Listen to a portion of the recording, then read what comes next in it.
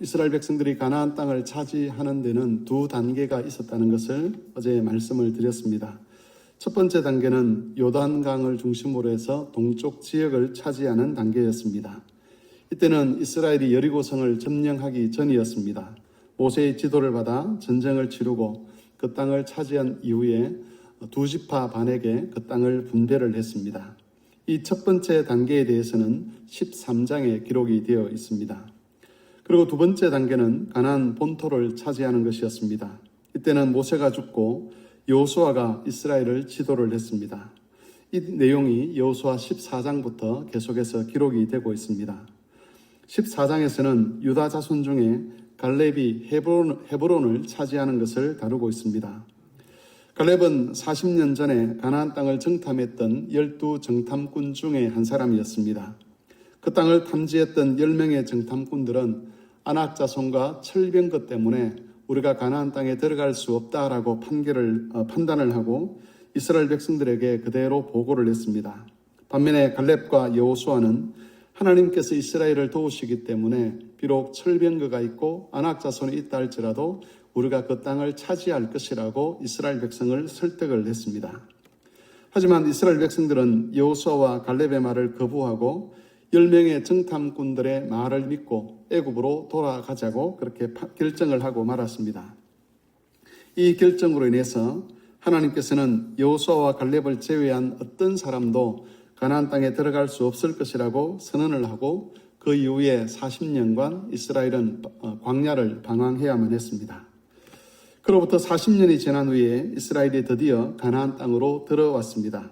이때 갈렙이 여호수아에게 요청한 내용이 있는데 그것이 오늘 본문에 기록되어 있습니다. 그 중에서 10절에서 12절 말씀을 제가 다시 한번 읽어보겠습니다.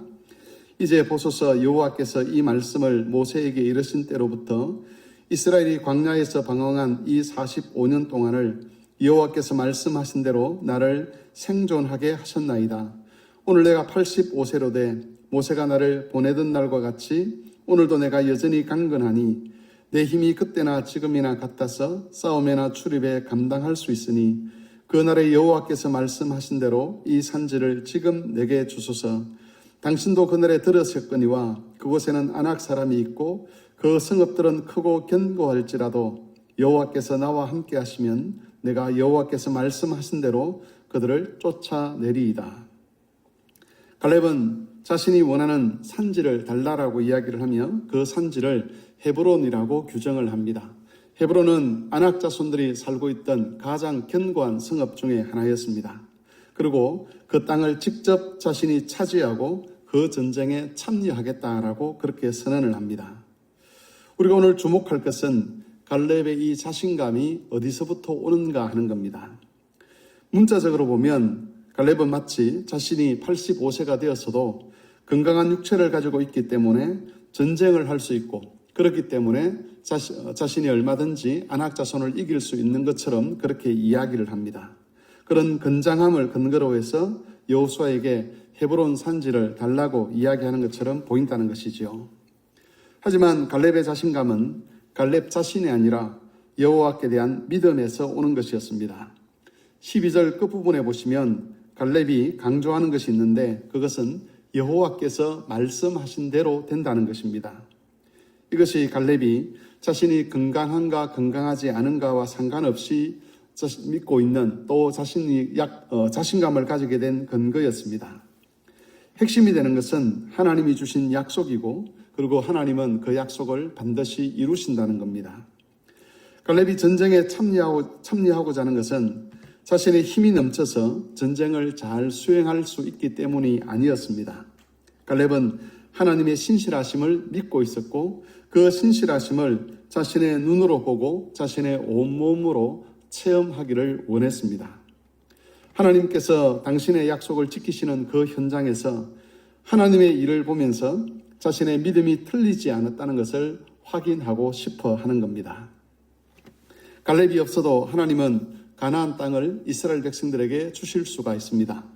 뿐만 아니라 여호수아가 없더라도 이스라엘로 하여금 가나안 땅을 차지하게 하는 데 있어서는 아무런 문제가 없었습니다. 하나님은 일을 이루시는 하나님이십니다. 거기에 사람의 능력이나 지혜는 티끌만큼도 필요가 없는 것이 사실입니다.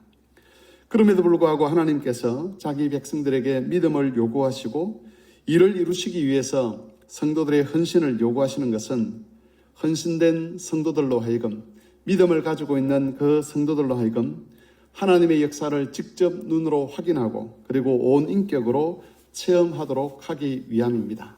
내가 믿는 하나님이 거짓된 하나님이 아니라 내가 믿는 하나님이 역사 밖에서 마치 죽은 신들처럼 그렇게 존재하는 하나님이 아니라 당신이 약속하신 것을 직접 이루시고 자기 백성들을 위하여 직접 일하시고 자기 백성들을 위하여 직접 싸우시는 그런 능력의 하나님, 그런 사랑의 하나님이신 것을 그들의 삶의 현장에서 경험하도록 하시는 겁니다.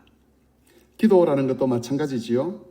우리가 기도하지 않는다고 해서 하나님의 뜻이 이루어지지 않는 것은 아닙니다. 그러나 기도하게 함으로써 하나님이 기도를 듣고 계신다는 것을 깨닫게 하시고 나아가서 하나님이 역사하신다는 것을 깨닫게 하시면서 하나님과 동행하는 삶에 힘을 더하기 위하여 하나님 우리에게 기도하라라고 명령하신 것입니다. 그러므로 교회 여러분, 하나님께서 믿음의 용기와 헌신을 요구하실 때에 담대함을 가지고 그 요구에 응답하시기를 바랍니다. 우리의 지혜나 능력을 근거로 해서 믿음의 용기와 헌신을 결단하는 것이 아니고 하나님의 신실하심을 믿는 그 믿음을 가지고 용기를 내고 결단을 하는 것입니다. 그러면 반드시 하나님의 일하심을 눈으로 보게 될 것이고 온 인격으로 체험하게 될 것입니다. 그래서 세상이 어떻게 요동치든지 세상이 어떻게 변하든지 흔들리지 아니하고 하나님의 말씀을 따라 생명의 길을 걸어갈 수 있게 될 것입니다. 이런 복된 은혜 속에서 살아가기 위하여 오늘도 여호와 하나님을 알아가시고 그 하나님을 믿는 믿음 안에서 담대하게 살아가는 그런 모든 교우들이 되실 수 있기를 바랍니다.